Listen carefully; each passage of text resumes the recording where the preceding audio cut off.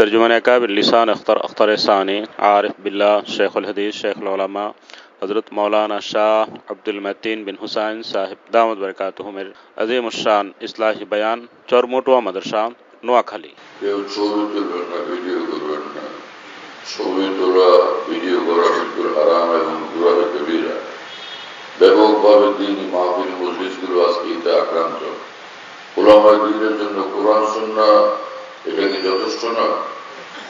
দ্বীনের এলেম এবং আকাবেরের উসওয়া এবং তরিকা কি যথেষ্ট না? সেটা কি নূর ওয়ালা বরকতওয়ালা না? কেন আজকে এই পেরেশানির মধ্যে আজকে আমাদের দ্বীনের খাদেমরা মুবতালা? আলেম উলামারা এই ছবির মধ্যে, আলেমরা ছবির মধ্যে কেন মুবতালা হবেন? এটার মধ্যে কেউ বলতে পারবে যে কোনো খায়ের আছে, কোনো বরকত আছে? দ্বীন তো পুরোটা বরকতওয়ালা, রহমতওয়ালা, নূরওয়ালা। এই ছবির মধ্যে কোন রহমত বরকত আছে, কোন নূর আছে? আফসোসের বিষয়, আল্লাহ তাআলা এই বালা থেকে আমাদের সকলকে হেফাজত করেন। তামাম উলামায়ে দ্বীন, মাশায়েখে কেরাম, তামাম তুলাবায়ে কেরাম এবং সকল মুসলমানকে হেফাজত করেন।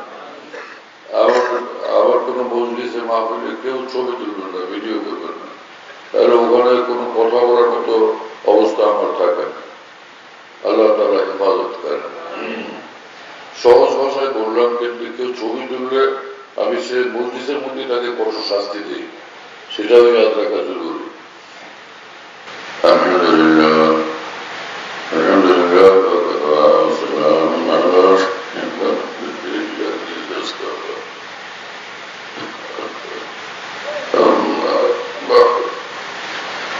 أعوذ بالله من الشيطان الرجيم. بسم الله الرحمن الرحيم. يا أيها الذين آمنوا اتقوا الله وكونوا مع الصادقين. صدق الله مولانا العظيم.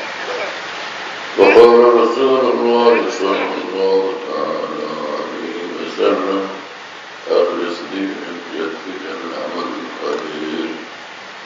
وقال عليه الصلاة والسلام: حفت الجنة بالمكاره وحفت النار بالشهوات. وقال عليه الصلاة والسلام: اتق المحارم تكن أعبد الناس. وقال عليه الصلاة والسلام: عليكم بسنتي وسنة الخلفاء الراشدين المهديين، تمسكوا بها وعضوا عليها بالنواجذ. وقال عليه الصلاة والسلام: البركة ما أتى بالكم، أو كما قال رسول الله صلى الله تعالى عليه وسلم. আল্লাহ পাক জল্লে জালালুহু ওয়া মানাওয়ালু কোরআনে কারীমের মধ্যে বলেন যে, এই ঈমানওয়ালারা, তোমরা জীবনের সর্বক্ষেত্রে আল্লাহকে ভয় করে চলবে। জিন্দেগির জন্য আল্লাহর ভয়ওয়ালা, অন্তর আল্লাহর ভয়ওয়ালা এবং দেহ অঙ্গ প্রত্যঙ্গ জীবনের সকল কর্মকাণ্ড আল্লাহ পাকের ভয় দ্বারা নিয়ন্ত্রিত, শাসিত, পরিচালিত, আল্লাহর ভয় দ্বারা বেষ্টিত। যেখানেই থাকো তোমরা, আল্লাহর ভয় যেন তোমাদের সঙ্গে থাকে। এর বাইরে তোমাদের জিন্দিগির এক নিঃশ্বাস কোনোভাবেই না কাটে। যদি মানুষ সত্যিকার অর্থে আল্লাহ পাকের ভয় বলা হয়, তো নিঃসন্দেহে জিন্দিগি পবিত্র হয়ে যায়। অন্তর পবিত্র হয়, জিন্দিগি পবিত্র হয়, চক্ষু পবিত্র হয়, জবান পবিত্র হয়, সর্বাঙ্গ পবিত্রতায় সমৃদ্ধ হয়, পবিত্রতায় সজ্জিত হয়। ওয়াজ করা এক জিনিস, সবক পড়ানো এক জিনিস, দ্বীন এক জিনিস।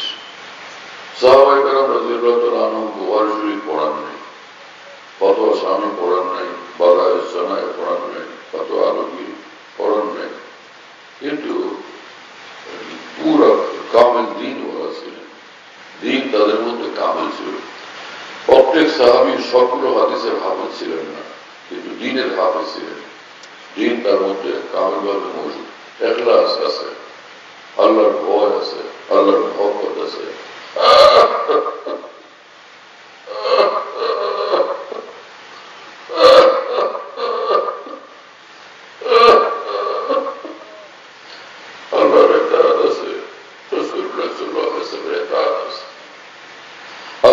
রসুলের এতাত পায়নের বাইরে এক কদম রাখতেন না, এক নিঃশ্বাস ফেলতেন না, একটা কথা বলতেন না, কোনোদিন হাঁটতেন না, চলতেন না, কোনো আচার আচরণ আল্লাহর ভয় থেকে, আল্লাহ রসুল সাল্লাল্লাহু আলাইহি ওয়াসাল্লামের এতাত থেকে, আল্লাহ পাকের এতাত, আল্লাহ রসুলের এতাত আনুগত্যের বাইরে ছিল না। সাহাবায়ে কেরাম রাদিয়াল্লাহু আনহুর মধ্যে এই মাকাম আজিব ও গরীব ছিল যে কোরআন শরীফ আল্লাহ পাক বলেছেন যে আমিনু কামা আমানান নাস, আসহাব রাসূলুল্লাহ সাল্লাল্লাহু আলাইহি ওয়াসাল্লাম, বিশ্বের মানুষ তোমরা দ্বীন ঈমান বলা হবে আমার নবীর সাহাবীদের মতো দ্বীন ঈমান, ঈমান পাকা মজবুত ঈমান হয় যে পুরা জিন্দগির উপর এটার প্রভাব পড়ে। ঈমান এরকম পুরা জিন্দগিকে প্রভাবিত করে, পুরা জিন্দগিকে নূরে আলোকিত করে, এরকম ঈমান। সাহাবীদের ঈমান এরকম ছিল যে ঈমান আনার সাথে সাথে দিল পাক সাফ, রূহ আল্লাহ পাকের দিকে, জেহেন আল্লাহ পাকের দিকে, তাওয়াজ্জু আল্লাহ পাকের দিকে, কামেল এনাবত ওয়ালা হয়ে যেতেন সকলে, এবং আল্লাহ পাকের উপর নিজেকে পুরা ফিদা করে দিতেন, উৎসর্গ করে দিতেন। নিজের কোনো খেয়াল থাকতো না, নিজের কোনো পছন্দ থাকতো না, যা আল্লাহ পাকের পছন্দ তাই তাদের পছন্দ। जो उनकी खुशी है वो मेरी भी खुशी है, जा दिल तुझे छोड़ा कि जिधर वो है उधर हम। নিজের খুশি খতম করে দিতেন আল্লাহ পাকের খুশির জন্য। এই মাকাম যার অর্জন হয়ে যায় যে আল্লাহর খুশির জন্য তার সবকিছু, সে সিদ্দিকীর মাকাম প্রাপ্ত হয়ে যায়। সিদ্দিক তাকে বলে যে আল্লাযী ইয়াবযুলুল কাওনাইন ফি রিজা মাহবুবি, যে সিদ্দিক তাকে বলে যে মুফাসসিরিন লিখছেন যে আল্লাহর সন্তুষ্টির জন্য দু জাহান থেকে যে নজর হটায়, কোনো কিছুর উপর নজর নেই, নজর শুধু আল্লাহ পাকের জাতের উপরে, আল্লাহ পাকের সন্তুষ্টির উপরে।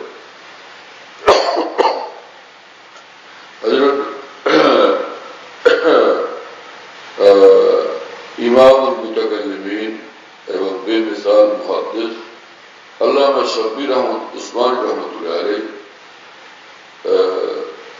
ফাওয়ায়েদ উসমানীতে লিখছেন যে সিদ্দিক ওই বান্দাকে বলে যে নবীর কথা, আল্লাহ রসুলের কথা তার সামনে যখন আসে বিনা দলিলে সেটাকে সে করল, কোন দলিল রক্ষায় থাকে না।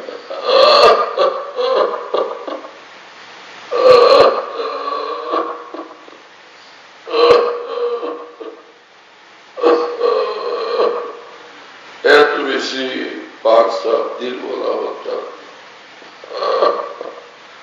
হকের এত আপনার আল্লাহ পাকের রেজা করবের সঙ্গে এত গভীর তাল্লুক থাকে তাদের যে আল্লাহ রসুলের কথা শুনলে তাদের দিল সঙ্গে সঙ্গে সেটাকে কবুল করে, আর কোনো কথা, কোনো দলিল প্রমাণের কোনো অপেক্ষা তাদের থাকে না। তাদেরকে সিদ্দিক বলে, আহা কি বেহতরিন তারিফ করছেন, কি বেহতরিন সংজ্ঞা প্রদান করছেন সিদ্দিক। তো সাহাবা ইকরাম রাদিয়াল্লাহু আনহুর শান ছিল, তাদের দ্বীন ঈমান ছিল আজিব গরীব, একদমই খালেস, পুরোটা খালেস, শতভাগ খালেস।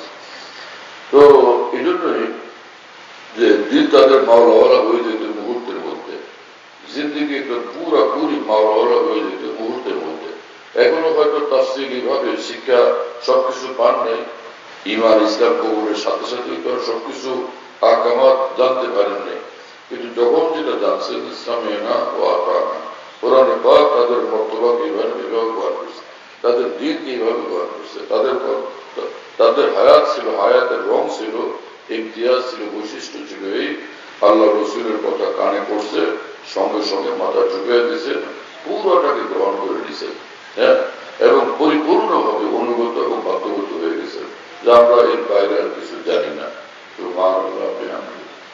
এই জন্যই ইমাম রব্বানী হযরত মাওলানা রশিদ আহমদ গঙ্গুর রহমতুল্লাহ লিখছেন,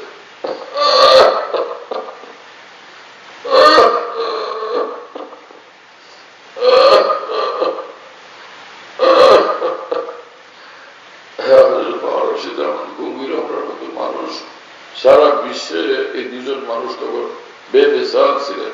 হুজুরুল ইসলাম মাওলানা কাসেম নানুতুল্লাহ রহমতুল্লাহ, ইমাম রব্বানী, ফকিহুন নাস হযরত মাওলানা রশিদ আহমদ গঙ্গুই রহমতুল্লাহ আলাইহি। হযরত মাওলানা রশিদ আহমদ গঙ্গুই নওয়াল্লাহ বরকতাহু বলেন, এক এক সাহাবী রাসূলুল্লাহ সাল্লাল্লাহু আলাইহি ওয়াসাল্লামের হাতে ঈমান আনার সাথে সাথে ইসলাম কবুলের সাথে সাথেই সিদ্দিকীর মর্তবা প্রাপ্ত হয়ে যেতেন, একদম সিদ্দিক হয়ে যেতেন। কেসা আজিব মামলা। সিদ্দিকে বেশ কম আছে, এক এক নবীও সিদ্দিক, তাই না? এক একজন নবীও সিদ্দিক, এক এক নবী সালেহ। তো এক এক নবীর সম্পর্কে আল্লাহ পাক কোরআন শরীফে বয়ান করছেন, তারিফ করছেন, আজীব আজীব তারিফ। ইব্রাহিম আলাইহিস সালাম সম্পর্কে তারিফ করছেন, ইন্নাহু ফিল আখিরাতি লামিনাস সালিহিন। আমার ইব্রাহিম আখিরাতে তাকে দেখবে যে একজন সালেহীনের একজন। আল্লামা শাব্বির আহমদ উসমানী রহমতুল্লাহ আলাইহি এই আয়াতুল বাকের ব্যাখ্যায় লেখেন যে আল্লাহ পাক এটা বলছে যে দেখবা আমার ইব্রাহিমকে সালেহীনের কত ঊর্ধ্বের মাকামে জ্ঞান দেওয়া। আল্লাহ পাকের কথা কেসা আজিব হয়ে কি শান বলা।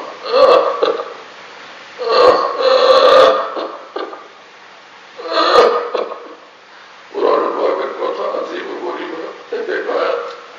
ऐसा नूर नूर वाला अल्लाह अल्लाह अल्लाह अजीब शान। এবং আল্লাহ পাক নবী এক নবীর কথা বয়ান করে বলছে ওয়াকানা সিদ্দীকান নবিয়্যা, ওয়াকানা সিদ্দীকান নবিয়্যা, তিনি সিদ্দিক ছিলেন, নবী ছিলেন। এতে বোঝা গেল সিদ্দিকে বেশ কম হয়। দুনিয়া তো আরো সিদ্দিকিন পয়দা হয়েছে, সাহাবায়ে কেরাম রাদিয়াল্লাহু আনহুম সকলে সিদ্দিকিন ছিলেন। কারণ আল্লাহর জন্য দুজাহান থেকে তাদের নজর সরে গেছে, এক আল্লাহর উপরে নজর স্থির ছিল, নিবদ্ধ ছিল। প্রত্যেক সাহাবী সিদ্দিক, কিন্তু হযরত আবু বকর সিদ্দিক রাদিয়াল্লাহু আনহু সবচেয়ে বড় সিদ্দিক। সুবহানাল্লাহ, এই সাহাবীদের শান। তো আল্লাহ পাক বলে যে আমিনু কামা আমানান নাস। ওলামায়ে কেরাম জানেন যে কোরআন হাদিসে যেখানে শুধু ঈমান এর কথা আলোচনা হয়, ওখানে সাধারণত সেখানে ঈমান মানে হয় পুরো দ্বীন। ঈমান মানে পুরো দ্বীন, ঈমান এবং ইসলাম দুটোই উদ্দেশ্য হয়। তো এখানে আমিনু কামা আমানান নাস মানে আমার নবীর সাহাবীরা যেরকম ঈমান বলা, যেরকম দ্বীন বলা, যেরকম ইখলাস বলা, যেরকম আল্লাহর মহব্বত বলা, যেরকম আল্লাহর ভয় বলা, যেরকম আল্লাহ পাকের ইতাআত বলা, যেরকম ইত্তেবায়ে শরীয়ত, ইত্তেবায়ে সুন্নাত বলা, এইরকম তোমরা হও, নিঃসন্দেহে তোমরা একদম কামিয়াব হয়ে যাবে। এবং এই কথাকে আল্লাহ পাক আরেক আয়াতে আরেক তরজে বলছেন যে والسابقون الأولون من المهاجرين والأنصار والذين اتبعوهم بإحسان رضي الله عنهم ورضوا عنه সুবহানাল্লাহ বিহামদিহি। আল্লাহ পাক জাল্লা জালালুহু বলেন যে আমার নবীর সাহাবা তারা আনসার হন, মুহাজির হন, আনসার হন, তারা সকলে সাবিকিন। দ্বীনের ক্ষেত্রে, ইসলামের ক্ষেত্রে, ঈমানের ক্ষেত্রে তারা একদম সকলের থেকে শ্রেষ্ঠ সাবিকিন, তাই না? আল্লাহু আকবার। ওয়াল্লাযীনা তাবাউহুম বিইহসান, এবং যে সচ্চাভাবে, খাঁটিভাবে যারা তাদেরকে অনুসরণ করবে, রাদিয়াল্লাহু আনহু ওয়া রাদু আনহু, তাদের সকলের উপর আল্লাহ পাক খুশি। তারা যেরকম আল্লাহ পাকের উপর খুশি, আল্লাহ পাকও তাদের সকলের উপর খুশি। রাদিয়াল্লাহু আনহু, এই যে সাহাবীদেরকে রাদিয়াল্লাহু আনহু বলে, এই আয়াতে পাক তার দলিল যে সাহাবীদের শান রাদিয়াল্লাহু আনহু, রাদিয়াল্লাহু আনহুমা, রাদিয়াল্লাহু আনহুম, রাদিয়াল্লাহু আনহা যদি মহিলা হয়, তাই না? এই আয়াতে পাক তার দলিল। এবং তাবিঈন, তাবিঈন, আইম্মায়ে দ্বীন, আকাবির দ্বীন, তাদের নামের সঙ্গে রাদিয়াল্লাহু আনহুম বলা যায়। যেমন হযরত ইমাম আবু হানিফা রাহমাতুল্লাহ আলাইহি, ইমাম মালিক, ইমাম শাফি, ইমাম আহমদ ইবনে হাম্বল রাদিয়াল্লাহু তাআলা আনহুম আজমাইন, তাদের নামের সঙ্গে আকাবির দ্বীন যে কিতাবে লিখছেন, দেখা যাবে জায়গায় জায়গায় তাদের নামের সঙ্গে রাদিয়াল্লাহু আনহু, রাদিয়াল্লাহু আনহু। এই সকল মানুষ যারা এরকম বলতেন, তাদেরকে কতটা চিনতেন, কতটা জানতেন, কি পরিমাণ তাদের প্রতি মহব্বত ছিল, ভক্তি ছিল। আমার প্রিয় বন্ধুরা, আল্লাহর কসম, হককে আকাবের, হককে আসলাম, হককে আকাবের ব্যতীত দ্বীন হেফাজত হবে না কারণ হতে, তাই না? হযরত হাকিমুল মুজাদ্দিদ মিল্লাত মাওলানা শাহ আশরাফুল থানভী রাহমাতুল্লাহ আলাইহি বলতেন যে তোমরা নিজেদেরকে আকাবের নমুনা মোতাবেক মানো, তোমার জিন্দেগি যেন আকাবের নমুনা মোতাবেক হয়। যদি তোমার চলাফেরা, উঠা বসা, কথাবার্তা, চাল চলন আচার আচরণ সবকিছু আকাবির দ্বীনের নমুনা মোতাবেক হয়, তো তোমার মধ্যে কামিল দ্বীনের হেফাজত হবে, তুমি কামিল দ্বীনওয়ালা হবে, কামিল ওলিয়াল্লাহ হবে, হ্যাঁ না? কামিল জান্নাতুল ফিরদাউসের রাস্তাওয়ালা হবে। আর আকাবের দিন থেকে তুমি যদি বিচ্যুতির শিকার হও, যতটুকু তুমি আকাবের দিন থেকে দূরে সরবে, ততটুকুই তুমি দিন থেকে দূরে সরবে। ওলামায়ে কেরাম ব্যাপকভাবে দিনের খেদমতে মশগুল। নিঃসন্দেহে ওলামা মাসায় দিনের বড় খেদমত করে, কিন্তু এই বিষয়টা খেয়াল করা জরুরি। কতগুলো আছে জুজিয়াত আর কতগুলো আছে উসুল, তাই না? তো উজু শেখানো হলো, এটাও দিনের কাজ। নামাজ শেখানো হলো, এটাও দিনের কাজ। রোজার কথা বলা হলো, এটাও দিনের কাজ। তায়াম্মুম শেখানো হলো, এটাও দিনের কাজ। ঠিক আছে না? কিন্তু কিছু আছে যে মৌলিক বিষয়, সেগুলোর কথা সেগুলো বোঝা চাই, সেগুলোর উপর নিজের নজর রাখা চাই, নিজের ইস্তেজার থাকা চাই, এবং সেগুলো ওলামায়ে দ্বীনের মধ্যে, তোলাবায়ে কেরামের মধ্যে, মুসলমানদের মধ্যে সেগুলোর ব্যাপক আলোচনা হওয়া চাই। সেক্ষেত্রে আমাদের মধ্যে বড় কমি, অস্পষ্টতা, আমার বুঝের মধ্যে বড় কমি, অগোছালো এবং এলোমেলো বুঝ। এই ওয়াজ মাহফিলে গেলাম, এত সব কথা, কিছু কথা মুখস্থ করে স্টেজে বলে দেওয়া, এমনটা হয়ে গেছে, তাই না? হজরত হাকিম মওলানা শাহ আশরাফ আলী থানভী রাহমাতুল্লাহ বলতেন যে ওয়াজ মাহফিল তো হলো যে রোগী মানুষের চিকিৎসা দিয়ে তাকে সুস্থ সবল জিন্দগির অধিকারী বানানোর প্রোগ্রাম। হ্যাঁ, যে হাসপাতালের জন্য রোগীরা আসলে এখানে সুচিকিৎসা হবে, রোগ থেকে মুক্ত হবে, সুস্থ জীবন নিয়ে চলে যাবে, সুস্থ দেহ নিয়ে চলে যাবে, সুস্থ দেহ নিয়ে। আর দ্বীনের মাহফিল, ওয়াজ মাহফিল, মজলিস, এগুলো হবে এই জন্য যে দ্বীনের ক্ষেত্রে যে কমজোরি ত্রুটি বিচ্যুতি আছে, এই সকল বিমারিগুলো থেকে, রোগ ব্যাধি থেকে মানুষ মুক্ত হয়ে, মুসলমানরা মুক্ত হয়ে পাক সাফ পবিত্র জিন্দগি নিয়ে বাস চলে যাবে, নূরওয়ালা জিন্দগি নিয়ে চলে যাবে, এবং খুশি হবে যে আমরা নূরওয়ালা জিন্দগি পাইছি, তাই না? এই হলো ওয়াজ মাহফিল। কিন্তু আজকে ওয়াজ মাহফিলও এরকম হয়ে গেছে ফিতনাতে ডুবা, তাই না? ওয়াজ মাহফিল ফিতনাতে ডুবা, বহুত ওয়াজ মাহফিল ব্যাপকভাবে। এখানে তাওহীদের কথা, খালিস ঈমানের কথা, ইখলাসের কথা, আল্লাহর ভয়ের কথা, আল্লাহর ইতাআতের কথা, রাসূলুল্লাহ সাল্লাল্লাহু আলাইহি ওয়াসাল্লামের মহব্বতের কথা, রাসূল পাক সাল্লাল্লাহু আলাইহি ওয়াসাল্লামের উসওয়া হাসানা এবং শামায়েলের কথা, আসলাফ আকাবের দ্বীনের কথা হবে। সেক্ষেত্রে দেখা যায় যে খেয়াল খুশি মতো যার যার চিন্তাধারা, ফিকির, আফকার, গবেষণা, এগুলি অনেকে বয়ান করে, এবং যেগুলোর মধ্যে খালেস দ্বীনের বড় কমি থাকে, পরে দেখা যায় মুসলমানরা পেরেশান হয় যে কোন হুজুরের কথা ধরুন। কোন মুসলমান যদি নামাজের কথা শুনে যে নামাজের এত বড় মর্তবা এবং ফজিলত, নামাজে এত নূর, নামাজে আল্লাহর এত নৈকট্য অর্জন হয়, কোন মুসলমানের এই ব্যাপারে বিরক্ত হবে? হজ করলে গুনাহ মাফ হয়ে যায়, একদম এইমাত্র মায়ের পেট থেকে ভূমিষ্ঠ হলো, এরকম ভাবে সে পবিত্র জিন্দিগির অধিকারী হয়ে যায়। এই কথা শুনলে কোন রাজনৈতিক দলের মুসলমান কি নারাজ হবে? যেগুলো কোরআনের কথা, হাদিসের কথা, রাসূলুল্লাহ সাল্লাল্লাহু আলাইহি ওয়াসাল্লামের কথা, সে সকল কথাবার্তা শুনলে, সেই তালিম তরবিয়ত শুনলে প্রত্যেক মুসলমান খুশি হয়, প্রত্যেক মুসলমান উপকৃত হয়। কিন্তু কথাগুলো অনেক ক্ষেত্রেই বলা হয় দলীয় আন্দাজে, একদমই পশ্চিমা দুনিয়ার গণতান্ত্রিক রাজনৈতিক ধাঁচে, রাজনৈতিক ধাঁচে, রাজনৈতিক একদমই পশ্চিমা দুনিয়ার গণতন্ত্রের আওয়াজে, সেই লিডারদের আওয়াজে, লিডারদের মেজাজে, লিডারদের রুচির সাথে মিলায়, লিডারদের রুচির সাথে মিলানোর কথা তো আল্লাহ রাসূল আমাদেরকে বলেননি। দুনিয়ার গণতান্ত্রিক দুনিয়ার, সমাজতান্ত্রিক দুনিয়ার এরকম নেতা এবং লিডারদের আমাদের দ্বীনি জীবনের ক্ষেত্রে, দ্বীনি তালিম তরবিয়ত এবং মাওজাতে হাসানার ক্ষেত্রে, দাওয়াত ইলাল্লাহর ক্ষেত্রে আমাদেরকে সেই রাস্তা ধরতে হবে, এমন কথা তো আল্লাহ রাসূল বলেননি। হ্যাঁ, আল্লাহ রাসূল তো আমাদেরকে এই কথা বলছেন যে তোমরা আল্লাহ রাসূলের কথাই বলবা, উদউ ইলা সাবিল রাব্বিকা বিল হিকমা ওয়াল মাউইজাতিল হাসানা। আল্লাহ পাক বলছেন তোমার দিকে ডাকবা না, তোমার চিন্তাধারার দিকে ডাকবা না, তোমার গবেষণার দিকে ডাকবা না, তোমার দলের দিকে ডাকবা না। তুমি যদি আলিমে দ্বীন হও, সচ্চা ঈমানওয়ালা হও, তোমার কাজ হবে তোমার মাওলার দিকে ডাকা, মাওলার দ্বীনের দিকে ডাকা। তাহলে মাওলার দ্বীন আগে তোমার চিনতে হবে, জানতে হবে, বুঝতে হবে, এবং সেই আল্লাহ পাকের দ্বীনের দিকেই তোমার ডাক থাকতে হবে। এর বাইরে যেন তোমার কথা না হয়, তোমার কদম না থাকে, তোমার নজর না থাকে। এই আয়াতে পাক যেটা আমি পড়লাম, উদু ইলা সাবিল রাব্বিকা বিল হিকমা, এই তাফসীরের কিতাবগুলো খোলেন, এই আয়াতে পাকের তরজমা দেখেন, তাফসীর দেখেন, ব্যাখ্যা দেখেন, অবাক হয়ে যাবেন। উলামায়ে কেরাম তো নূরে অন্তর ভরপুর হয়ে যাবে যে ভাই কি কথা এখানে। এই অন্তত আল্লামা শব্বির আহমদ উসমানী রহমানের ফাওয়ায়েদ উসমানীটা দেখেন, মুখতাসার এটার তাফসীর লিখছেন, কিন্তু কি আশ্চর্যজনক তাফসীর। সব জায়গাতে রাজনৈতিক পার্টি করলে ওখানে পার্টির অফিসে লেখা থাকে ওয়াতাসিমু বিহাবলিল্লাহি জামিআ ওয়ালা তাফাররাকু, আল্লাহর রজ্জুকে সকল ঐক্যবদ্ধভাবে মজবুতভাবে ধরো, কেউ পরস্পর বিচ্ছিন্ন থেকো না। তো এইখানে এই আয়াতে পাক ওখানে লেখার অর্থ কি এইটা মনে করা হয় যে এটা মনে করা হয় কিনা যে ভাই যত মুসলমান আছেন সকলে এই পার্টিতে রাজনৈতিক দলে আপনি আসেন, ঐক্যবদ্ধ হওয়ার এই অর্থ কি না? যদি এই অর্থ হয়, এই অর্থ 100 ভাগ ভুল, 100 ভাগ ভুল। কথা বুঝতেছেন?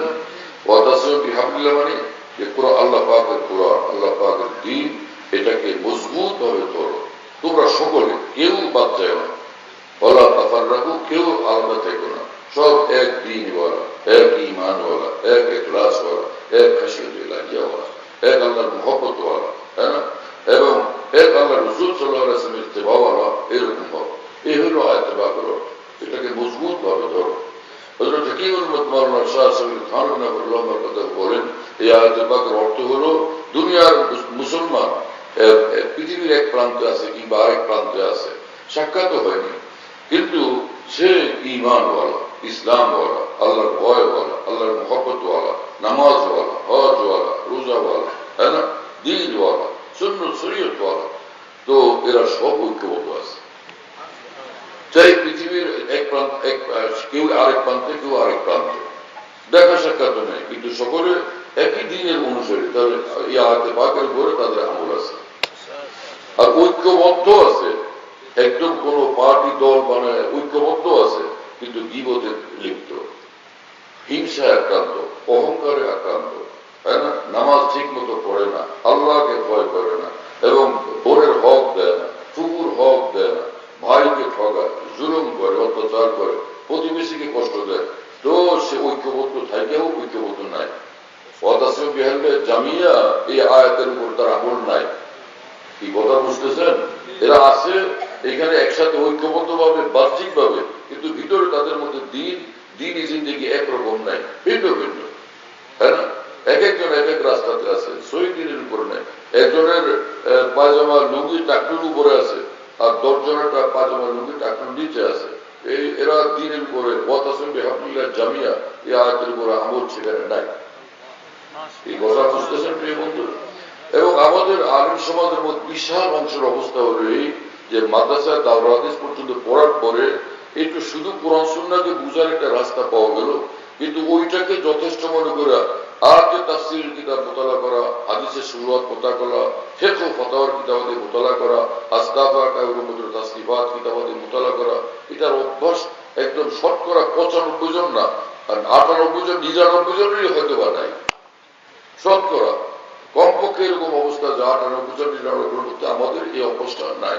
আর এই কারণে দেখা যায় ওই যে যা নজরে পড়ছে মনে করো যে এইটাই বোধহয় ফাইনাল। কি কোরআন শরীফে আছে ফানকিহু মা তাবা লাকুম মিনান নিসাই মাসনা ওয়া সুলাসা ওয়া রুবা। কথা বুঝতেছেন?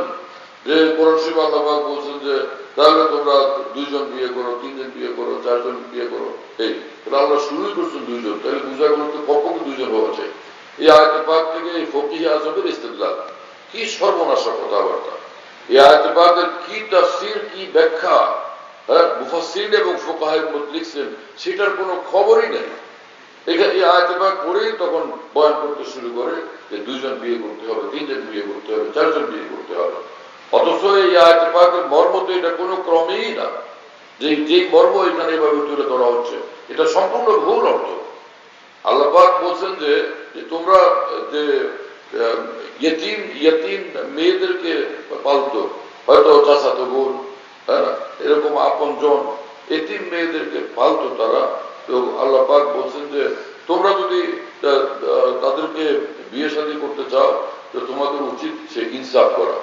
কিন্তু চাচাতো বোনের বা মামাতো বোন বা খালাতো বোন কারো এরকম কেউ তোমার তুমি তার অভিভাবক হয়েছ, এখন সে যে জায়গা জমির মালিক ওইটার লোভে পড়ে তুমি তাকে বিয়ে করতেছ। কি কথা বুঝেন না? ওইটার লোভে পড়ে তাকে বিয়ে করতেছো যাতে তার অর্থ সম্পদ তোমার হস্তগত হয় এবং তুমি এটার মালিক হও, এটার উপর পুরো তাসারুফ করো। এইগুলো তোমাদের নজর হয়েছে, ওই জমানা এগুলো হচ্ছিল। কথা বুঝতেছেন? এবং তাদের হক পুরা করা হইতো না। তাদের সঙ্গে যে স্বামী হিসাবে তাদেরকে দেখা এবং তাদের হক খেয়াল রাখা, সেগুলির কোনো পাত্তা নেই। উদ্দেশ্য ছিল তাদের সম্পদগুলো এই দখল করা।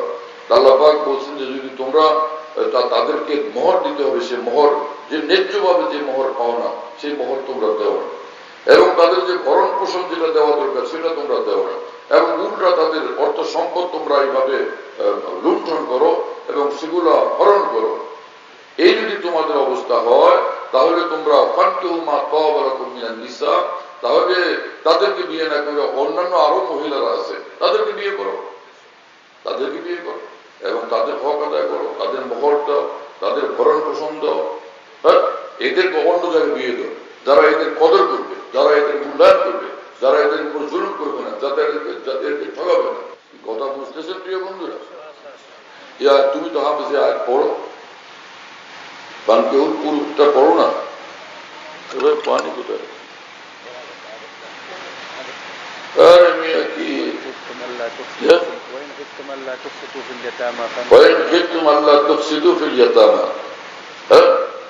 তোমাদের যদি এইটাই তোমাদের আশঙ্কা হয় যে তোমরা এই তিন মেয়েদের ব্যাপারে ইনসাফ করবা না, বেইনসাফি করবা, এইটা যদি হয় ফানকিহুল মা তাবা লাকুম মিনান নিসা, তাহলে তোমরা সে অন্যান্য নারীরা আছে তাদেরকে বিয়ে করো, এদেরকে অন্য জায়গায় বিয়ে দাও, এদেরকে তোমরা বিয়ে করো না।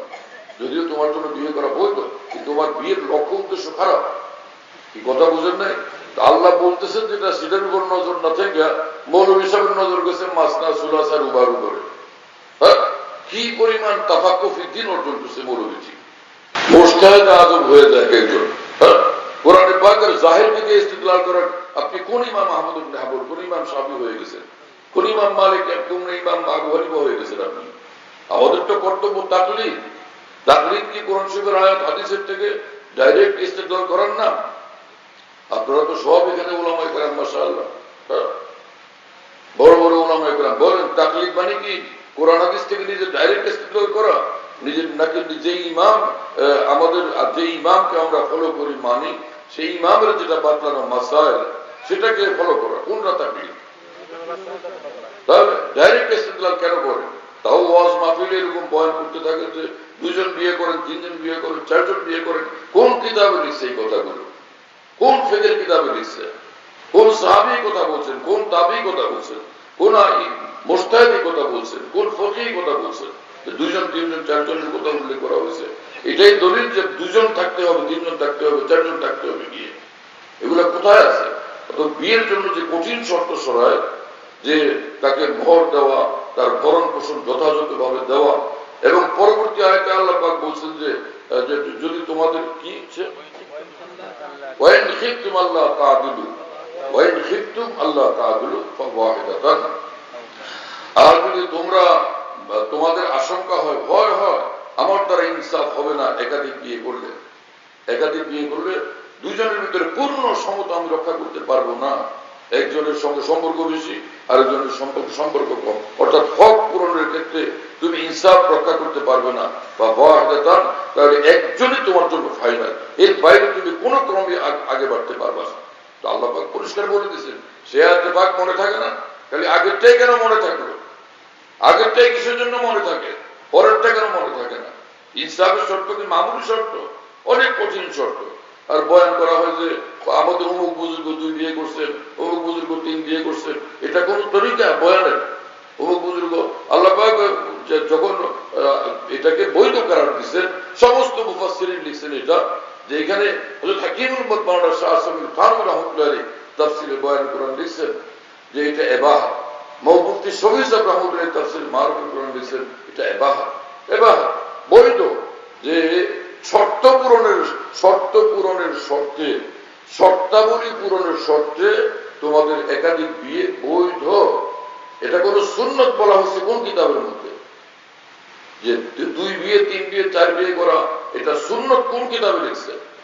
কোন কিতাবে তো এরকম লেখে নেই যে 2 বিয়ে 3 বিয়ে 4 বিয়ে করা এটা সুন্নত, এটা সুন্নতে মুআক্কাদা এমন কথা তো নাই। সবগুলো কিতাব পড়া দরকার ছিল।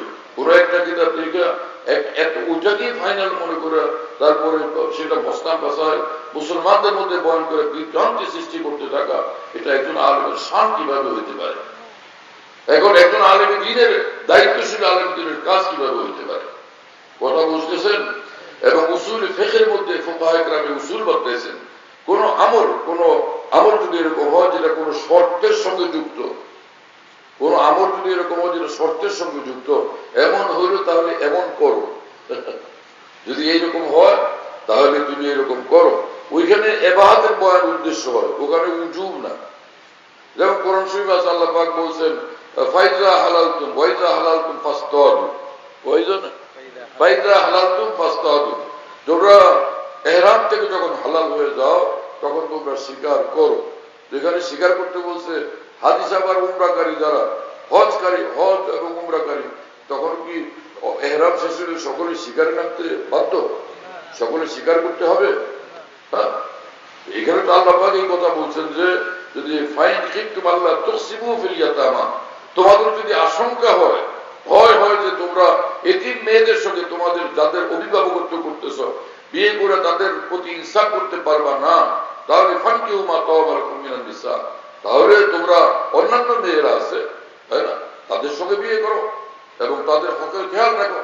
কিন্তু এদেরকে আপন পায়া এই আত্মীয়তার সূত্র ধরে জুলুম অত্যাচার জারি রাখার একটা ভালো রাস্তা ধরলাম, এটা কোনোভাবে করো না, আল্লাহকে ভয় করো। আল্লাহ বলতেছেন কি আর মৌলভী সাহেব বুঝতেছেন কি? ওটা খেয়াল করতেছেন আপনারা? ইয়া রব আপনি মেহেরবানি করেন। হ্যাঁ, দাওরা হাদিস পর্যন্ত পড়ে আসা, সাহারানপুর থেকে নজরুল উলামা থেকে দারুল দেওবন্দ থেকে পড়ে আসা, এতটুকু সনদই যথেষ্ট কোরআন সুন্নাহর ব্যাখ্যা করার জন্য। হ্যাঁ, এতটুকু সনদ যথেষ্ট আমাদের। আমি দারুল দেওবন্দ থেকে ফাজেল, আমি সাহারানপুর থেকে ফাজেল, এরকম বড় বেদরা থেকে ফাজেল, জামে আজহার থেকে ফাজেল, এবং সেখান থেকে পড়ে আলম হয়েছি, এই সনদ যথেষ্ট কোরআন সুন্নাহ ব্যাখ্যা করার জন্য। আর আসলাফ আকাবের তাফসীরের মুতালা আমাদের করতে হবে না, সেটার বাইরে নিজের থেকে ব্যাখ্যা করা কোনোভাবে যায়? এটা কি তাফসীর বিল রায় না?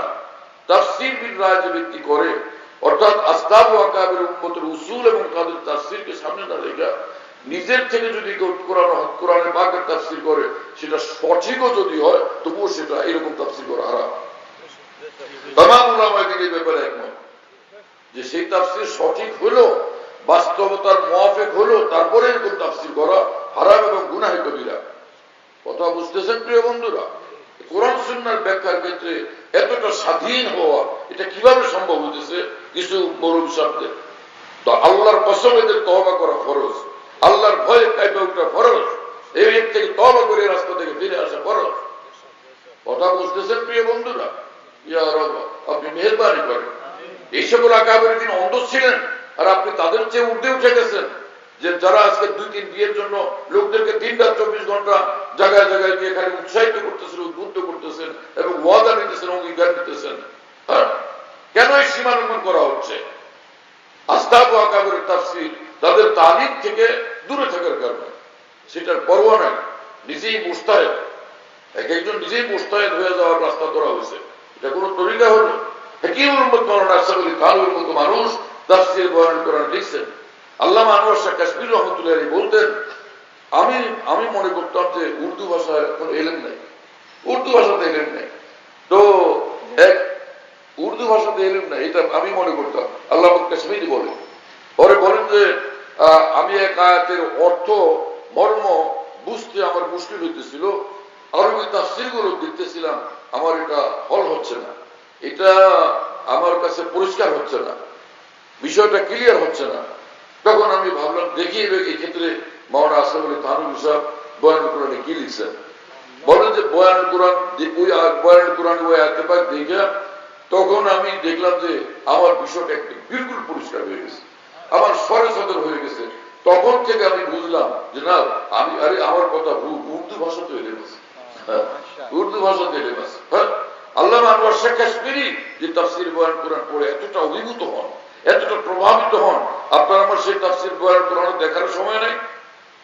যে তাফসির বয়ান কোরআনের ভিতরে হাকিম মুহাম্মদ থানভী খান লিখছেন ফান্তু আমর, এই সিগা আমরটা ইবাহাতের জন্য, যে এরকম করলে সেটা তোমাদের জন্য কোরআনে বর্ণিত শর্তাবলীর আলোকে বৈধ, কিন্তু ফরজ ওয়াজিব তো না, কোন সুন্নত তো না, সুন্নত মুআক্কাদা তো না। কথা বুঝতেছেন?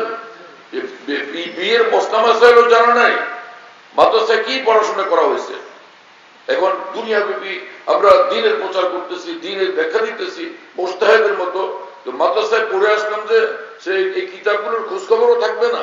কি হলো আজকে আমাদের অবস্থা, যে হানাফি মাযহাব আর শাফি মাযহাব বিয়ের মসলা মাসাইলের ব্যাপারে, যে যদি এরকম হয় কোন মানুষের ভিতরে তার ভিতরের চাহিদা এমনটা হয় বিয়ের জন্য, যদি বিয়ে না করে তার গুনাহে লিপ্ত হওয়ার আশঙ্কা প্রবল, সব মাযহাবে তার জন্য বিয়ে করা তখন ওয়াজিব, মানে ফরজ হয়ে যায়। খালি ওয়াজিব না, তখন তার জন্য সেটা ফরজ হয়ে যায়। এটা হানাফি মাযহাব আর শাফি মাযহাব। কথা বুঝতেছেন? কারণ সে তো বিয়ে না করলে তখন গুনাহে লিপ্ত হওয়ার আশঙ্কা প্রবল, যে গুনাহ থেকে বাঁচা ফরজ, আর যে ফরজের মওকুফ হলে যেটা সেটাও ফরজ, এই জন্য তার বিয়ে করা তখন ফরজ হয়ে যায়। আর যদি এরকম হয় যে বিয়ে করলে তো বিয়ে না করলে গুনাহে লিপ্ত হওয়ার কোনো আশঙ্কা নাই, এক্ষেত্রে বিয়ে করা কি? কথা বুঝতেছেন? তো ইমাম শাফি রাহমাতুল্লাহর নিকট এই সময় বিয়ে না করা উত্তম। তুমি তোমার আল্লাহ বিয়ে করার জন্য পাঠান না দুনিয়াতে, ইবাদত বন্দেগীর জন্য পাঠিয়েছেন, তো তুমি ইবাদত বন্দেগী করো।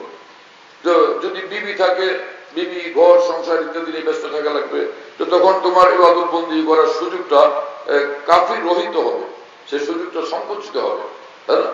এই জন্য তুমি বিয়ে না করে আল্লাহর ইবাদত বন্দেগী নিয়ে ব্যস্ত থাকো। মানুষকে বানিয়েছেন আল্লাহ ইবাদত বন্দেগীর জন্য, ওইটাই মুখ্য, ওইটাই প্রধান, ওইটাই উদ্দেশ্য, সেটার দিকে তুমি নজর রাখো। এগুলি শাফি মাযহাবের কথা। আর ইমামে আযম আবু হানিফা রাদিয়াল্লাহু তাআলা আনহুর কথা হলো যে এই সুরতে তুমি বিয়ে করা উত্তম। কেন? নবী রাসূল তো বিয়ে করছেন, স্বয়ং রাসূলুল্লাহ সাল্লাল্লাহু আলাইহি ওয়াসাল্লাম বিয়ে শাদী করছেন। আর আল্লাহ পাক কোরআন শরীফে বলছেন রাসূলুল্লাহ সাল্লাল্লাহু আলাইহি ওয়াসাল্লামকে অনুসরণ করার জন্য, লাকাদ কানা লাকুম ফি রাসূলিল্লাহি উসওয়াতুন হাসানাহ। রাসূলুল্লাহ সাল্লাল্লাহু আলাইহি ওয়াসাল্লাম বিয়ে করছেন এবং রাসূল পাক সাল্লাল্লাহু আলাইহি ওয়াসাল্লাম বলছেন এই কথা, যে ওই সাহাবীরা যখন বললেন, যে কয়েক সাহাবী বলছেন যে আমি তো সারা জীবনে বিয়েই করবো না, আর একজন বলছে আমি সারা রাত একদম জাগনা থেকে ইবাদত করবো, আর কেউ কেউ বলছেন আমি সারা জীবন প্রতিদিন রোজা রাখবো, রোজা একদিনও বাদ দিব না। এই ওহির মাধ্যমে আল্লাহ পাক রাসূলুল্লাহ সাল্লাল্লাহু আলাইহি ওয়াসাল্লামকে জানায় দিয়েছেন যে আপনার কয়েকজন সাহাবীর এই ঘটনা। রাসূল পাক সাল্লাল্লাহু আলাইহি ওয়াসাল্লাম গিয়ে যখন তাদেরকে পাইছেন, তখন বললেন যে এই তোমরা কি সেই লোকগুলো তোমরা যে জীবনে বিয়ে করবো না, সারা রাত দেখবো, ঘুমাবো না, ইবাদত করবো, সারা জীবন আমি নফল রোজা রাখবো, একদিনও রোজা বাদ দিব না, এই সেই তোমরা নাকি? হ্যাঁ, আরে আনা আশাকুম লিল্লাহ আতকাকুম লিল্লাহ, আমি সবচেয়ে আল্লাহকে ভয় করি বেশি, আমি সবচেয়ে আল্লাহকে মানি বেশি, আমি আল্লাহর সন্তুষ্টির জন্য সবচেয়ে বেচাইন বেশি আমি, এবং আনা আ'লামুকুম বিল্লাহ, এবং কুরআন সুন্নাহর ইলম তোমাদের চেয়ে আমাকে আল্লাহ বেশি দান করছেন। সারা সমগ্র পৃথিবীর যত নবী রাসূলদেরকে আল্লাহ পাক ইলম যত দান করছেন, তার চেয়ে হাজার লাখ কোটি গুণ বেশি ইলম আল্লাহ পাক আমাকে দান করছেন। আনা আ'লামুকুম বিল্লাহ, কি কথা বুঝেন না? আর সেই আমি, আমার অবস্থা হলো যে আমি বিয়ে করি, আমি রোজা রাখি, আসুমু ওয়া উফতিরু, আমি নফল রোজা রাখি, আবার রোজা রাখি না, হ্যাঁ না? এবং আমি রাত্রে আমি রাত্রে কিছুক্ষণ ঘুমাই, আবার আমি মুসল্লি নামাজও পড়ি, তাহাজ্জুদের নামাজ পড়ি, তো ইবাদত বন্দেগী করি। আমি তো সারা রাত্রে জায়গা থাকবো সারাদিন, এই কথা তো আমার না। এই এবং সে ওয়াতাসাওয়াজুন নিসা, আমি তো বিয়ে শাদী করছি, বিয়ে শাদী করছে, এগুলো সব আল্লাহ পাক তো তোমাদেরকে বলছেন যে রসুলকে অনুসরণ করো আমার তো তরিকাই। আর তোমরা মুস্তাকিল হইতেছো কেন? মুস্তাকিল কিসের জন্য হও? যে আমি এরকম করব, আমি এরকম করব, আমি এরকম করব, এরকম কোনো কথা তো নাই। ইসলাম এবং ঈমান হলো আল্লাহ রসুলের ইতাআত করা, এর নাম হলো ঈমান ইসলাম। তোমরা নিজের থেকে সিদ্ধান্ত কেন গ্রহণ করো? এই কথা বুঝতেছেন প্রিয় বন্ধুরা? এই বললেন রাসূলুল্লাহ সাল্লাল্লাহু আলাইহি ওয়াসাল্লাম। তো হানাফি মাযহাবের আইম্মায়ে দ্বীন বলেন যে যা বিয়ে না করলে যদি গুনাহ নাও হয়, কিন্তু সে বালেগ হয়ে গেছে, তো বিয়ে করা তার জন্য এটা উত্তম। কথা বুঝেন নাই? কিন্তু যদি তার বিয়ে না করলে গুনাহ হবে, সেই সময় বিয়ে করা ফরজ। হ্যাঁ, এখন যদি কারো এরকম হয় যে তার মোহর দেওয়ার ক্ষমতা আছে এবং ভরণ পোষণের ক্ষমতা আছে, পূর্ণভাবে সে ইনসাফও করবে এবং একাধিক বিয়ে করলে এই সকলের পূর্ণ হক আদায় করতে পারবে, এই ব্যাপারে সে একদম নিশ্চিন্ত, তাহলে সেক্ষেত্রে তো তার জন্য আরো বিয়ে করার সুযোগ আছে, শর্ত পূরণ সাপেক্ষে। এই শর্তগুলো পূরণ সাপেক্ষে তখন আরো বিয়ে করার জন্য তার জন্য সুযোগ আছে। এক বিয়ের দ্বারা যদি তার এই মানে চরিত্র হেফাজত না হয়, তার পবিত্রতা হেফাজত না হয়, তাহলে সে আরো বিয়ে করবে, একটা করবে, দুইটা করবে, তিনটা করবে, চারটা পর্যন্ত করার জন্য তার সুযোগ আছে। সুযোগ থাকার অর্থই না যে করতেই হবে। কি কথা বুঝেন নাই? যদি তার নিজের ইফতের জন্য আরো বিয়ে করতে হয়, তাহলে আরেকটা বিয়ে করাও ফরজ, ওই শর্তগুলো পূরণ সাপেক্ষে। কথা বুঝতেছেন প্রিয় বন্ধুরা? মুসলমানদেরকে বিষয়গুলো এমন একটা নাজুক এবং স্পর্শকাতর বিষয় যদি আলোচনা করতেই হয়তো বুঝে বলা চাই। এইরকম ভাবে এলোমেলো ভাবে বলা কোন আলেমী দিন, কোন নায়েব রাসূলের শান কোশ্চিন কালেও কোনোভাবেই না। কি কথা বুঝে আসতে গেছে? হ্যাঁ, এটা কোন দিক থেকে আসলো মাওলানা মাহমুদ? কিতাবে ইলম মানে কিতাব পরিপক্ক হবে পড়া, পড়তে আলেম হওয়া। হ্যাঁ, আকাবের দ্বীনের কিতাবাদি মুতালা করা চাই, আসলাফ আকাবের দ্বীনি কিতাবাদির মুতালা করা চাই। যে বিষয় নিয়ে মোস্তামা সাহেলের বিষয় হলে তখন সেটা তো অবশ্যই বুজুর্গান দ্বীন, অর্থাৎ বড় বড় উলামায়ে দ্বীন যারা ফুকাহায়ে উম্মত, এই সম্পর্কে তাদের ব্যাখ্যা কি বিস্তারিত অনেকগুলো কিতাব থেকে জানাচ্ছে, নির্ভরযোগ্য কিতাবগুলো মোতালা করেছে। তারপরে এই ব্যাপারে জবানের কথা বলেছে। এক জমানা ছিল যে আমি যখন কোনো মাহফিলে যেতাম, তা আমি নিয়ম করে নিয়েছিলাম যে মুসলমানদেরকে 2-4টা করে শরীয়তের হুকুম আকাম বাতলায় দিলে তাহলে মুসলমানরা অনেক আকাম জানে। সুন্নত শুনাইলাম, কিছু আকাম শুনাইলাম, কিছু ওজিফা ফায়দার কিছু আমল শুনাই দিলাম। তো এক এক মাহফিলে এগুলি আমি বলতাম। কথা বুঝেন না? যেমন জায়গায় জায়গায় আমি এই মশলা খুব বলতাম, অনেক বলতাম যে ফুকাহায়ে কেরাম লিখছেন, ফতোয়া স্বামীর মধ্যে মশলা আছে যে মসজিদের মেহরাব বানাবে ওয়াস্তে মসজিদে, মসজিদের তো মিডেলে মেহরাব বানাবে যেখানে ইমাম দাঁড়াবে। কথা বুঝতেছেন? আর ইমাম দাঁড়াবে মেহরাবের সেন্ট্রাল পজিশন, একদম মধ্যখানে ওয়াস্তে মেহরাবে। কিন্তু সারা দেশে গেলে সব জায়গায় দেখতাম যে ইমাম সব বাম দিকে দাঁড়ায়, বাম দিকে ঘেঁষে দাঁড়ায়। কি রে ভাই, এটা কি তরিকা? যেই মিম্বর মেহরাব থেকে দ্বীন এবং সুন্নত জিন্দা হবে, সেখানে সুন্নতকে দাফন করে দিচ্ছে। কথা বুঝতেছেন প্রিয় বন্ধুরা? এটা তো সুন্নতে মুআক্কাদা। আর সুন্নতে মুআক্কাদার উপরে একদম অব্যাহতভাবে সুন্নতে মুআক্কাদা তরক করতে থাকলে এটা তো সেই গুনাহ হবে। কথা বুঝেন নাই? তো এই বিষয়ের উপর আমি কথা বলতে থাকলাম এবং অনেক জায়গায় মিম্বরই এরকম বানাইছে যে ইমাম সাহেব বাম দিকে দাঁড়াইতে বাধ্য। মিম্বর এত বড়, ইমাম সাহেব মিডেলে দাঁড়াইতেই পারেন না, মধ্যখান বরাবর দাঁড়াইতে পারেন না। তা আমি তখন জায়গায় জায়গায় স্টেজ থেকে বলতাম যে এইরকম মিম্বরগুলো ভাঙ্গাও আছে, এগুলোকে ভেঙে সেখানে এইভাবে করা চাই যাতে ইমাম সাহেব সেখানে ঠিক মিডেলে দাঁড়াতে পারেন। একবার চাঁদপুরে এরকম কতগুলো মশলা বলছি, চাঁদপুর শহরে এটাও বলছিলাম। তো চাঁদপুরের ওলামায়ে কেরাম বিভিন্ন মুসলমানরা পরে আমাকে দীর্ঘদিন পর্যন্ত মাঝে মাঝে দেখা হলে বলতেন, আপনার এই কথা পরে আমরা আমাদের নির্ভর ভাঙিয়ে ফেলছি, তাই ঠিক করছি এটাকে। তা বললাম আজিব মামলা, এইভাবে বলতাম। কিন্তু একবার হযরত হাকিমুল থানভীর মলফুজাত পড়তে গিয়ে দেখি কি হযরত থানভী লিখছেন যে আমি এই কথা মনে করতাম যে ওলামায়ে কেরাম খালি ওয়াজ করেন আখিরাতের কথা, আল্লাহর ভয়ের কথা, মহব্বতের কথা সব বলেন, কিন্তু মোস্তাফা সাহেব মাহফিলে বললে তো ভালো হইতো, তাহলে মুসলমানরা মোস্তাফা সাহেব জানতো, অনেক মোস্তাফা জানতো মুসলমানরা।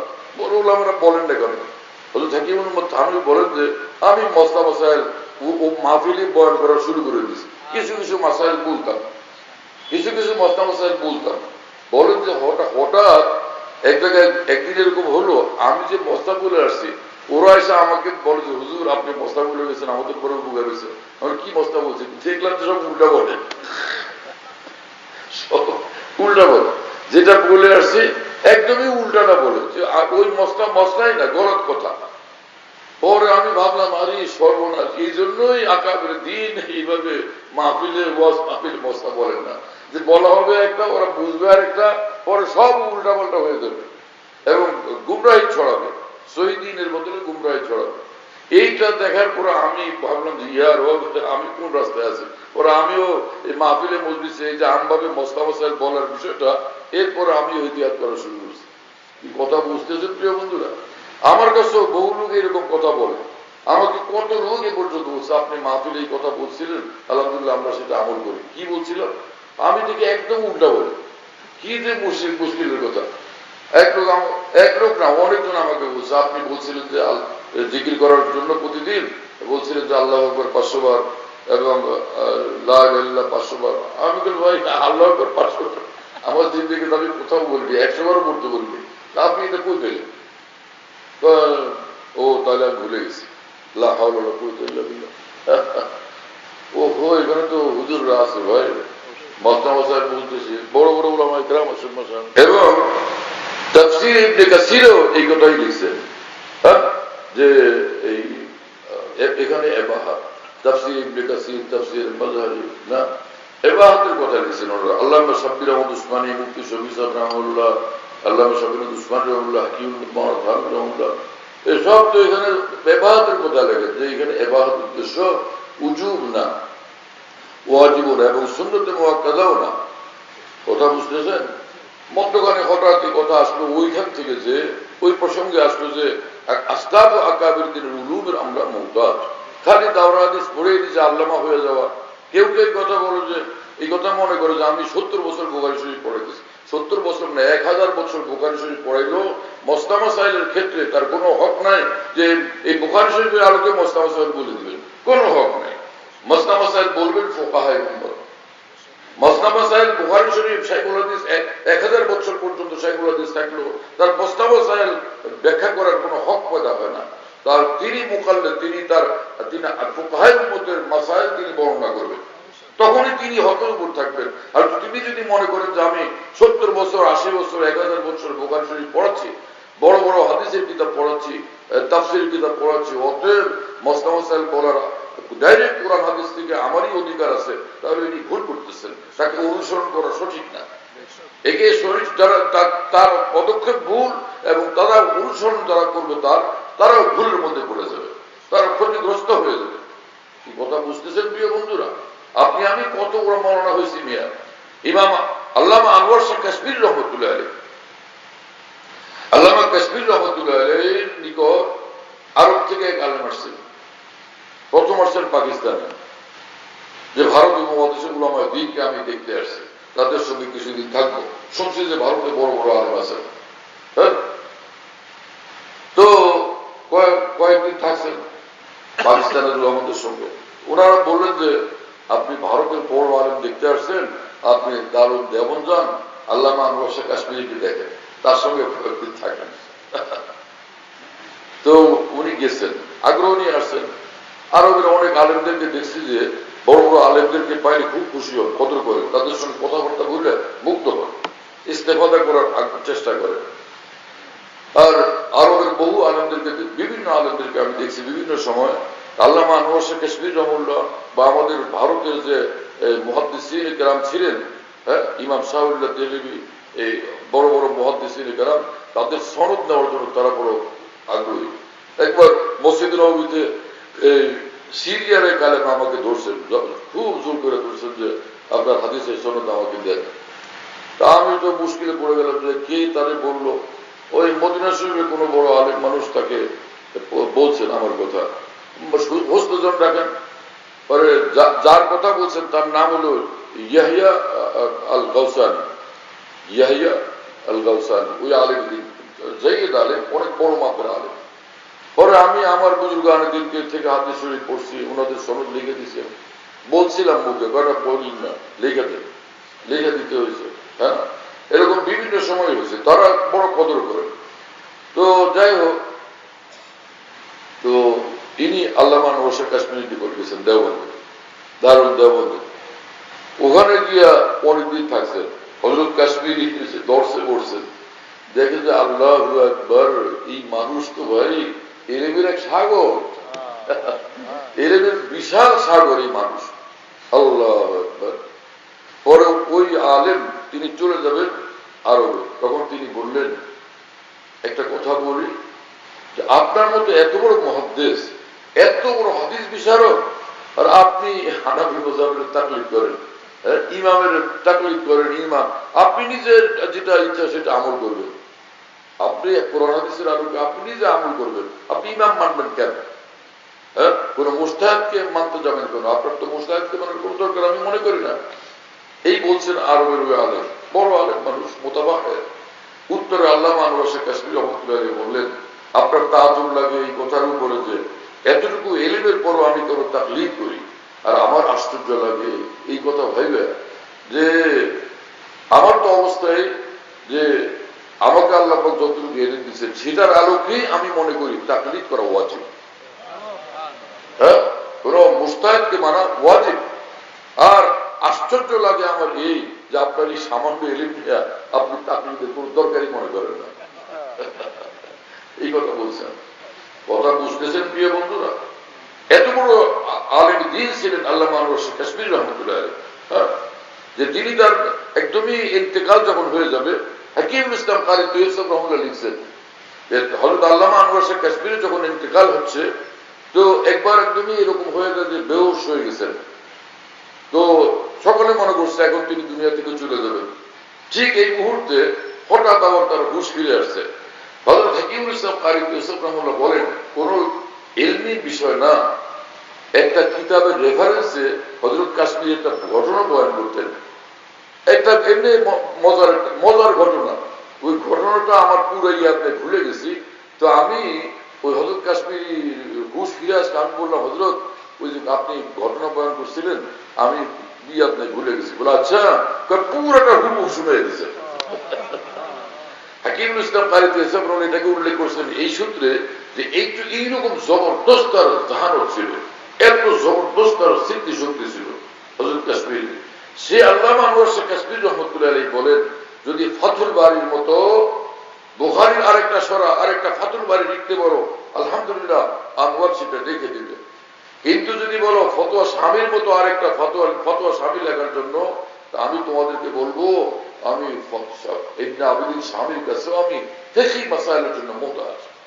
যে ফিকহ বড় নাজুক বিষয়, ফিকহ বড় নাজুক বিষয়, অর্থাৎ কোরআন সুন্নাহর আলোকে আহকামে শরীয়তকে বের করে নিয়ে আসা অত্যন্ত নাজুক বিষয়। আল্লামা আনোয়ার শাহ কাশ্মীরির মতো মানসিকতা বলছেন।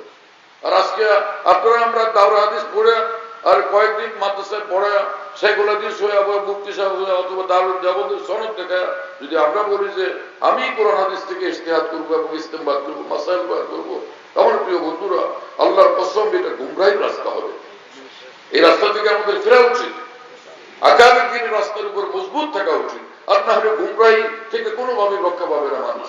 কত বড় আলেম আপনি, আল্লামা সাইয়্যিদ সুলাইমান নদভী থেকে বড়, মাওলানা আব্দুল বারী নদভী থেকে বড়, এবং হযরত মাওলানা আলী মিয়া নদভী রহমাতুল্লাহ থেকে বড় রাহিমাহুল্লাহ তাআলা।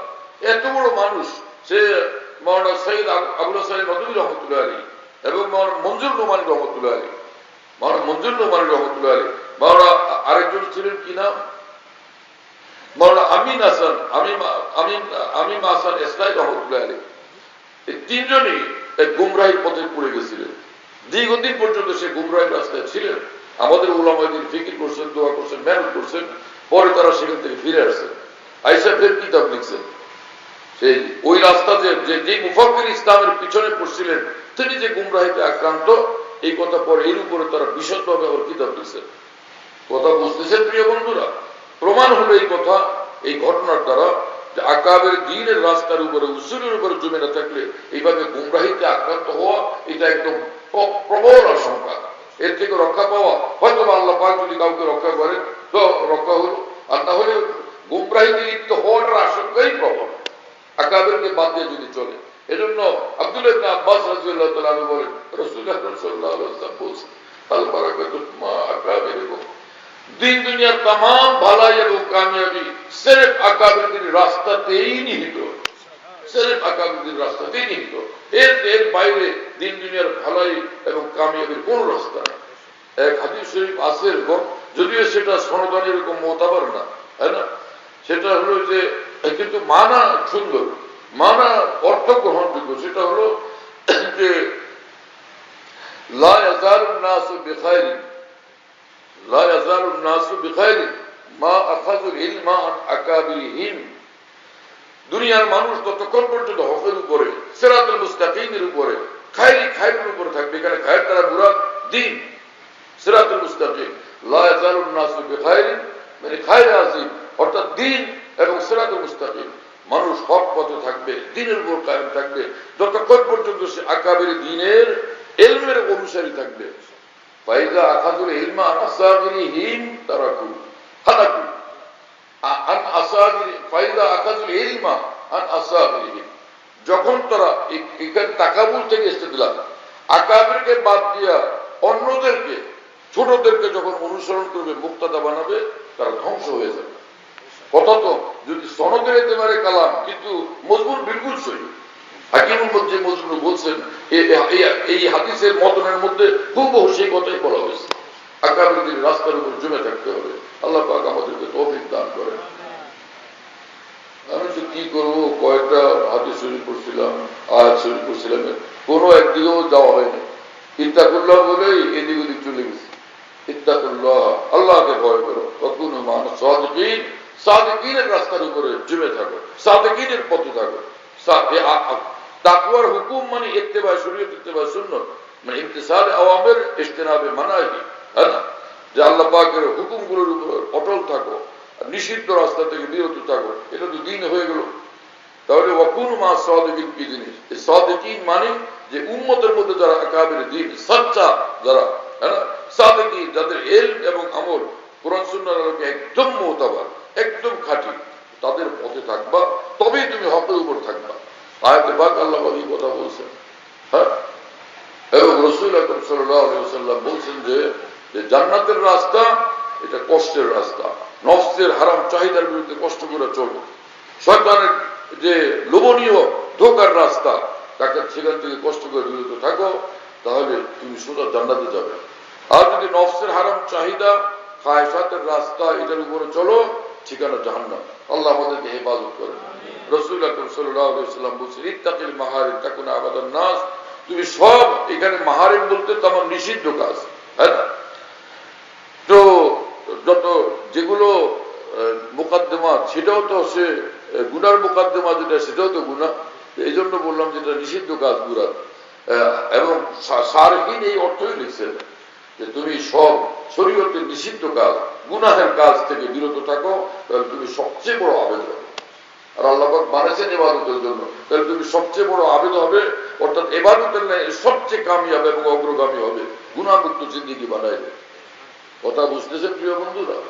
সুন্নত তরিকার আমলের ফিকির করি। আফসোস, সারা দেশে, সারা দুনিয়াতে যেখানে যাওয়ার সুযোগ হয়, আমি দেখি না কোথাও যে মসজিদের মধ্যে ডাইনে বামে সামনে পিছনে যারা আছেন, সাধারণ মুসলমান তো দূরের কথা, আলেম এবং তালেবেদের নামাজ সুন্নত মোতাবেক হচ্ছে, আকসার দেখা যায় না।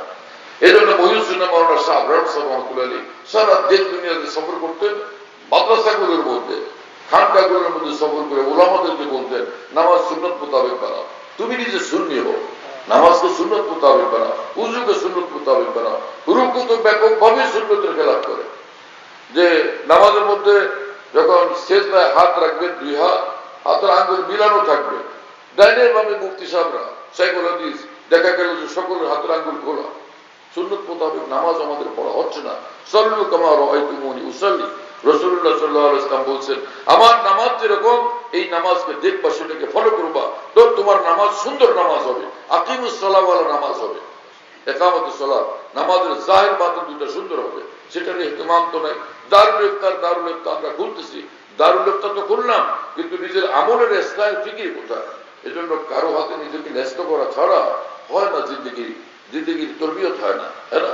কোন এইরকম আলেম দ্বীন যিনি আকাবের দ্বীন, আউলিয়া উম্মতের সুবত প্রাপ্ত, তরবিয়ত প্রাপ্ত, খালি খেলাফত প্রাপ্ত না, সুবত এবং তরবিয়ত প্রাপ্ত, এরকম কোন আলেম দ্বীন যিনি আকামে শরীয়ত জানেন, সুন্নার ইলম, সুনানের ইলম যার কাছে আছে, এরকম কোন আলেম দ্বীনের কাছে নিজের ন্যস্ত করে ফের নিজের জীবনটাকে বানানো চাই। আল্লাহ পাক আমাদেরকে কবুল করেন, তৌফিক দান করেন। বাস মুক্তাসার কিছু বলবো মনে করছি, হুজুরের দোয়ার বরকতে আল্লাহ পাক অনেক কথা বলার তৌফিক দান করেছে। দোয়া করে দেন। অনেক ব্যথা করে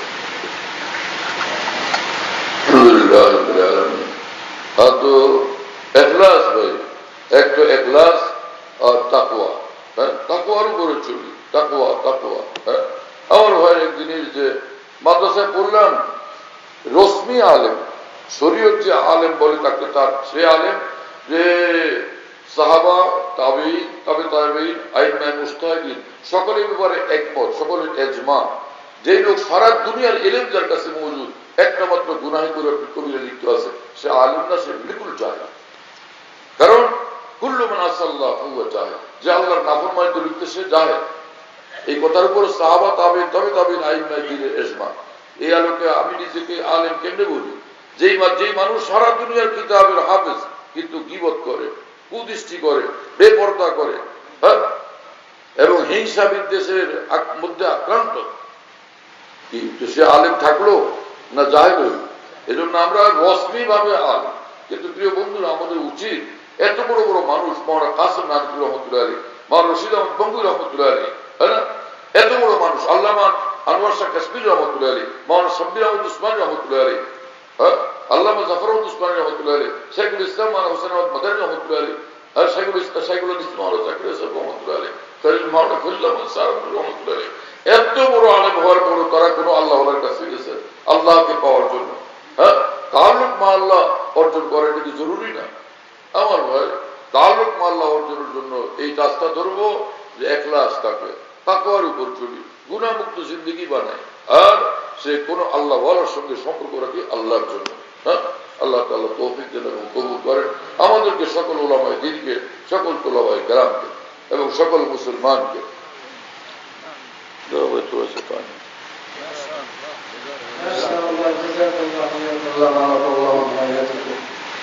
আলহামদুলিল্লাহ, হযরত এখন দোয়ার মাধ্যমে আমাদের মজলিস খতম হবে। বিশেষ করে একটা দোয়া হলো আমাদের আল্লামা শিফির রহমান সাহেব হুজুরের খুব স্নেহভাজন, হুজুরকে বহুত মহব্বত করে মাওলানা আব্দুল বাতিন সাহেব। আমাদের এখান থেকে 5 কিলোমিটার দূরে হবে সয়ানি বাজার, ওখানে একটা তার বহুত বড় কাপড়ের দোকান, বাজারের মধ্যখানে। ওই কাপড়ের দোকানটা প্রায় পুরোটাই হিন্দুরা দখল করে নিয়ে ওখানে একটা মন্দির বানাইতেছে। এটা নিয়ে মামলা হইতেছে, চলতেছে, ওনার বিরুদ্ধে গ্রেফতারি পরোয়ানা হয়েছে, ওনাকে একবার ধরেও নিয়ে গেছে, পরে আবার জামিনে আসছে। আজকে সেই মামলা রায় হওয়ার কথা ছিল, এখন হিন্দুরা বুঝছে যে রায় তাদের বিপক্ষে যাবে, এই জন্য আজকে রাত্রে তারা সবাই একত্রিত হয়েছে। ওনার সামান্য 2-3 হাত পরিমাণ ওনার দোকান আছে, বাকিটা হিন্দুরা মন্দির বানানোর জন্য দখল করে নিয়েছে, কিন্তু বানাই নেই। এখন আজকে রাত্রে হয়তো তারা ভেঙে এটাকে মন্দির বানাই ফেলবে, যাতে করে আদালতে বলবে যে এটা আমাদের দখলে। তো উনিও আসছিলেন এখানে, হযরতের সাথে দেখা করছেন, খাসভাবে দোয়া করার জন্য যে আল্লাহ যেন হক এগুলো আদালতের বিষয়। সাধারণ মুসলমানদের এখানে তো শুধু দোয়াই করা এবং ওই লোকের সহযোগিতা করা, যিনি মামলা লড়তেছেন, আল্লাহ তাকে কামিয়াব করেন, যেটা হক সেটাকে আল্লাহ গালিব করেন, কামিয়াব করেন, আর যেটা ভুল সেটাকে আল্লাহ তাআলা মাগলুব করে দেন।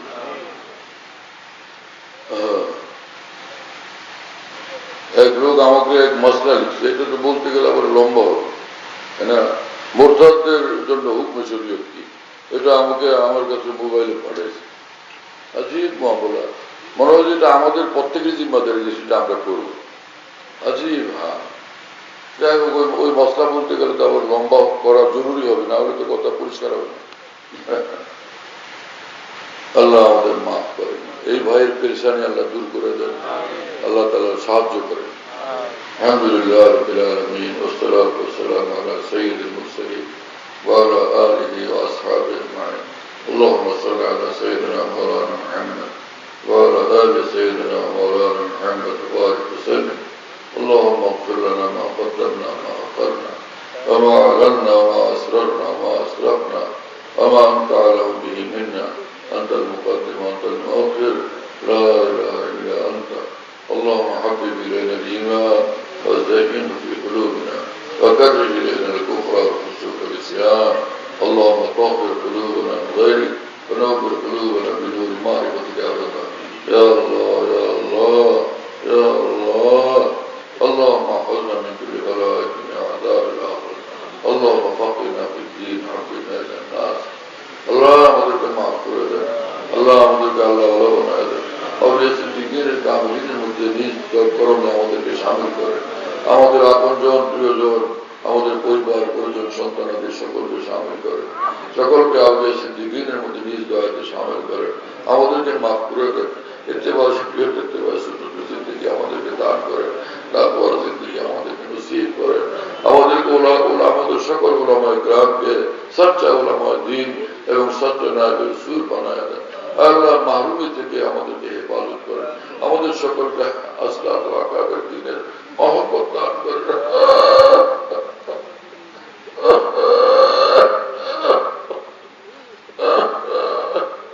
আসলাফ ও আকাবের মহব্বত দান করেন। তাদের আজমত, তাদের আদব আমাদের নসিব করেন। তাদের ইত্তেবা তৌফিক আমাদেরকে দান করেন। तमाम गुमराही থেকে, নাফরমানি থেকে আমাদেরকে হেফাজত করেন। সকল মুসলমানের ঘরে ঘরে রহমত বরকত নূর নাযিল করেন। আল্লাহ আমাদের সব জরুরত, সব মুসলমানের সব জরুরত গায়বী খাজানা থেকে পুরা করে দেন। মুশকিল আসান করে দেন, পেরেশানিগুলো আপনি দূর করে দেন। আল্লাহ আমাদের সকল মুসলমানের রিজিকে, ব্যবসা বাণিজ্যে আপনি বরকত দান করেন। অফুরন্ত অকল্পনীয় অভাবনীয় বরকত দান করেন। আল্লাহ মেহেরবান মালিক, আমাদের দ্বীন মাদ্রাসাগুলোকে কবুল করেন। উলামায়ে দ্বীনের হায়াতে বরকত দান করেন। উলামায়ে দ্বীনের সম্মান, মর্যাদা, মাকবুলিয়ত, মাহবুবিয়ত আরো বাড়ায় দেন। মাশায়েখ উম্মতের হায়াতের মধ্যে বরকত দান করেন। আউলিয়া কেরামের হায়াতের মধ্যে বরকত দান করেন।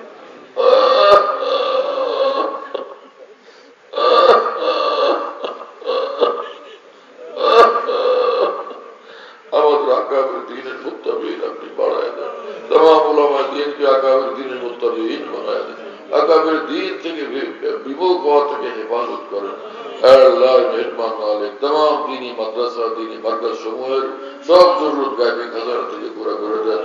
প্রতিটি মসজিদ, दीनी মাদ্রাসা, दीनी মার্কাজকে খানকাহ আল্লাহ সুন্নতের মার্কাজ বানান, নূরের মার্কাজ বানান, হকের মার্কাজ বানান, সিরাতুল মুস্তাকিমের মার্কাজ বানান, আকাবির দীনের উলুম মারফত তরিকের মার্কাজ বানান। আল্লাহ মেহেরবান মালিক, যারা যে ভুলের মধ্যে পড়ে গেছে, ব্যক্তিগতভাবে হোক অথবা সমষ্টিগতভাবে, সকলের ভুল সংশোধন করে দেন। আমাদের সকলের কামেল ইসলাহ করে দেন, কামেল তাজকিয়া ফরমায়া দেন। সহি রাস্তার উপরে, সিরাতুল মুস্তাকিমের উপরে চলার ইলম, ফাহম, বুঝ এবং তৌফিক আমাদেরকে দান করেন। আল্লাহ এই মাদ্রাসা দারুল চালু